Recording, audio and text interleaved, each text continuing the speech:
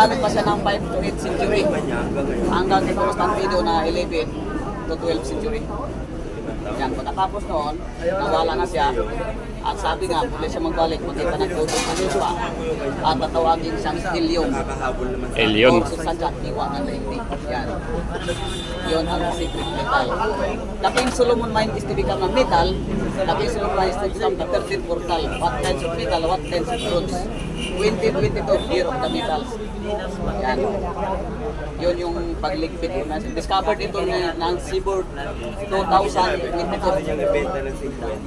July 30. Metal ba yan? Ano yan? Silver? Sabi. Siya ay may Halo-halo? pag-restro nung 29, May 29, 18 element. Nandoon ang iron, ang sulfur, ang silicon, ang higit sa lahat na ginagamit ng doktor at sa kasaruplano, bahagi titanium. Titanium. Ang titanium, ginagamit sa doktor yan para magsunding na buto, di ba? Oo. Mahal yan siya. At saka sa aeroplano, nung sa bilog sa aeroplano, nung sa bawat tulo niya, sa backpack. Yung lalabasan ng apoy. Oo, titanium yun. Titanium, hindi kaya sunugin. Iba yun. Ang degree ng mga apoy dito, umabot ng 27.8 degree Celsius. Ang kanya namang oxygen but not alkaline, umabot siya ng 59.8 humidity relative niya sa oxygen. Kaya di sila magkasundo, ang apoy at ang hangin.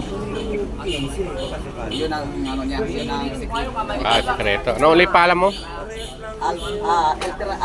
Alternative healer or Altern- healer supplement. Tapos sa ibang Facebook ko naman account, Metallion avatar nito. Saan ka nakatira? Sa Basico, Block 6. Marami ka rin doon tumatanggap pa ng mga pasyente. Taga Parola.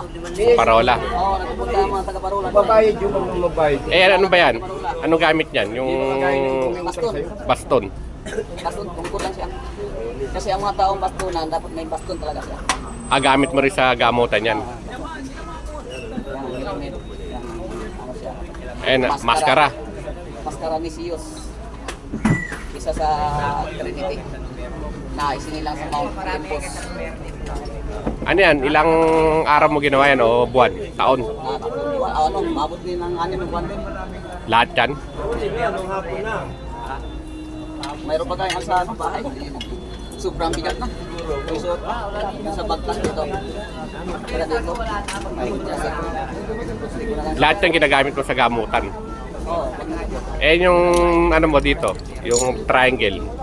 Anong gamit yan? Sa ano yan? Para saan yan? Ano yan? Yun yung panahon ni Enoch. Yung 12 ka mga kabasyo. Si Enoch? Lumahok doon sa subiran niya.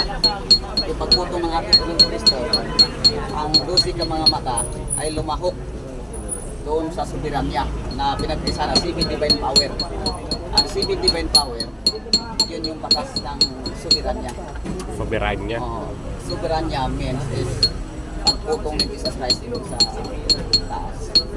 Kasama yung 12 ka mga mata din na hawak ni Propeta Ezekiel. Mali 24 ka mga triangle, mga mata. Tayo ka ba dito sa Ayapo? Galing ako.